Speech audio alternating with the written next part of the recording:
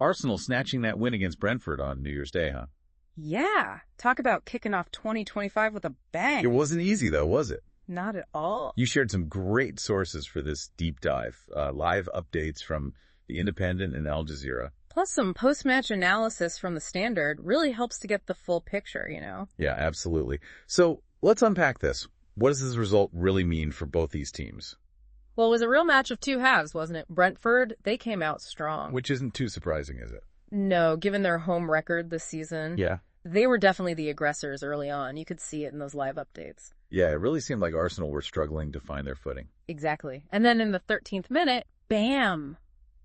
Bryan Mbeumo scores. He's been having quite a season. He has. That's his 11th goal already. Wow. Imagine the pressure on Arsenal at that point. Oh, absolutely. And it could have gotten even worse, you know? Oh, you're talking about that near blunder from Raya? Yeah, that was a real heart-stopping moment. The Independent, they describe it as a shot from Keane Lewis Potter that almost slipped through Raya's fingers. If Brentford had gone 2-0 up that early, Who knows? Arsenal were lucky to escape that one. They were. It really feels like that save was the turning point, though. Almost right after Jesus scores that equalizer. It was like someone flicked a switch, you know? The momentum. The momentum completely shifted. And you can't forget, Jesus, he's been on fire lately. 6 goals in his last 4 games. He's really become that reliable goal scorer Arsenal needed. Absolutely. So halftime, we're level. What's the mood like? The Standard's analysis mentions a sense of anticipation, almost like everyone knew the second half was going to be explosive. And they were right, weren't they? The second half is when Arsenal really took control. 2 goals in the first 3 minutes. That's a statement. First Marino, then Martinelli. Talk us through those goals. What happened? Well, the Independent called Marino's goal pure chaos. It came off a corner, a scramble in the box, and, well, he was there to capitalize. But the second goal, Martinelli's, that was a bit of brilliance. Yeah, the Standard describes it as a fine finish. And that goal involved Ethan Marreri, right? He was making his first Premier League start. That's right. Replacing the injured Bukayo Saka. Yeah, only 17 years old and already contributing at this level. That's a name to watch in the future. So 3 goals to 1. How did Brentford respond? They tried to rally, but Arsenal were just in complete command at that point. They dominated possession, dictated the pace. Brentford never really threatened to get back into the game. This win puts Arsenal in second place, 6 points behind Liverpool. What are the implications here? Could this be their year? Well, it's too early to say for sure, but this victory definitely strengthens their title bid, shows they can handle adversity and, win those tough matches. But keeping the pressure on Liverpool, that's going to be key. Right. And we can't forget about Brentford. They're still in 12th place, despite this loss. They've had a remarkable season so far. This loss doesn't diminish that at all. They've proven they can compete in this league. Looking ahead, Arsenal face Brighton next. And Brentford. They play Southampton. Tough matches for both. Definitely. Brighton are always tricky, and Southampton, despite being at the bottom of the table, they'll be fighting for every point. Yeah, no doubt about that. And looming over all of this is Saka's injury. The Standard mentions he's out for more than 2 months. What a blow for Arsenal. It is. He's a key player for them. In fact, Martinelli was quoted in the Standard saying that Saka is irreplaceable. Really highlights how much they'll miss him. It's got to raise some questions about their ability to maintain this momentum, right? Yeah. Especially with a young player like Nwaneri stepping in. Can he fill that void? It's a huge responsibility for someone so young. There's going to be immense pressure on him to perform. Do you think Arsenal will be looking for a replacement during the January transfer window? Or will they trust their current squad? It's a big question, isn't it? Do they bank on youth or look to the transfer market? It'll be interesting to see how they approach it. Could define the rest of their season. And speaking of defining seasons, this New Year's Day, it wasn't just about Arsenal, was it? Manchester United also had a match. Right.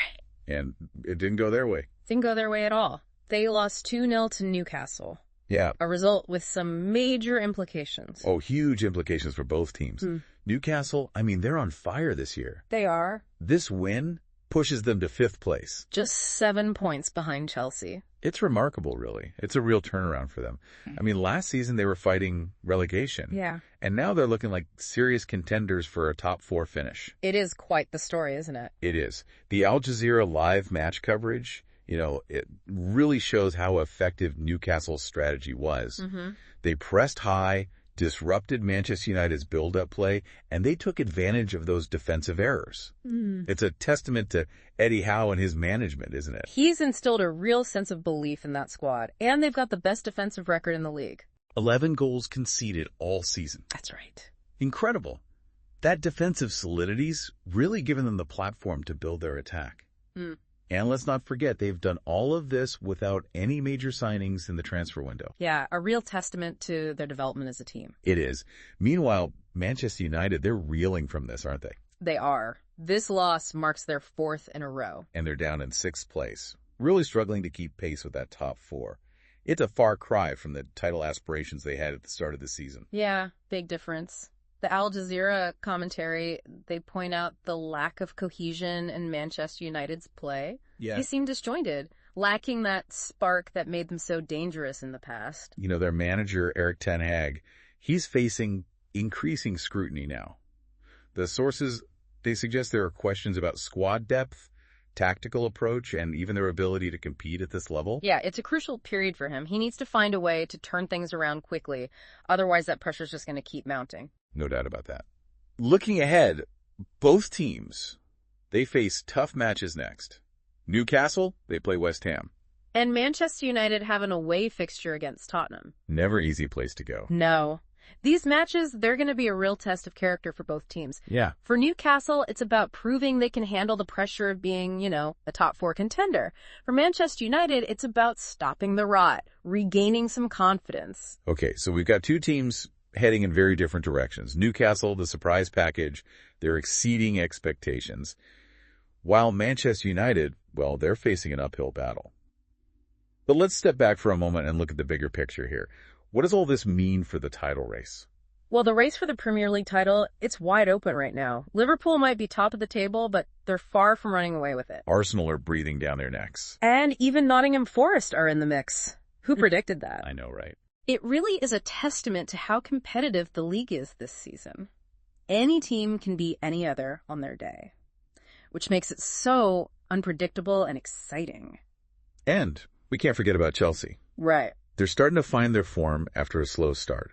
And then there's Manchester City, the reigning champions, lurking in 7th place. They're always a threat. Always a threat. Absolutely. Manchester City, they have the quality, the experience to mount a late charge. Wouldn't it be surprising to see them climb up the table and really make things interesting in the second half of the season? I mean, this Premier League season, it's shaping up to be a classic. So much drama, so much excitement, so much still to play for. I mean, this is what makes this league the best in the world.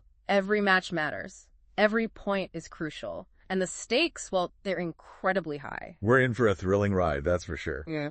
But in this roller coaster of a season, there is one question that looms large. Can anyone stop Liverpool from claiming that first Premier League title? That's the million-dollar question, isn't it? They are the team to beat, no doubt. Yep. But as we've seen this season, no team is invincible. No. Arsenal, they've shown remarkable consistency. Nottingham Forest, they've got that element of surprise. And Chelsea, they're starting to hit their stride. Even Manchester City can't be ruled out. And then you've got that wild card factor. Can a team like Newcastle or Brentford maintain this momentum, disrupt that established order? That's what keeps us glued to our screens, week after week. That unpredictability, it's what makes the Premier League so captivating. Anything is possible. We've already seen incredible comebacks, stunning upsets, unexpected twists and turns, and we're only halfway through the season. I know, it's amazing. Can't wait to see what the second half holds. Any bold predictions? Oh, I wouldn't dare make any concrete predictions in this crazy league. But I have a feeling we're in for a few more surprises. Oh, I agree. And speaking of surprises, let's not forget about the transfer window. It just swung open. That always throws a wrench into things. Yeah, it's like a whole new season within a season, isn't it? It is. Teams can revamp, address weaknesses, maybe even shake up that title race. Exactly. So let's start with Arsenal.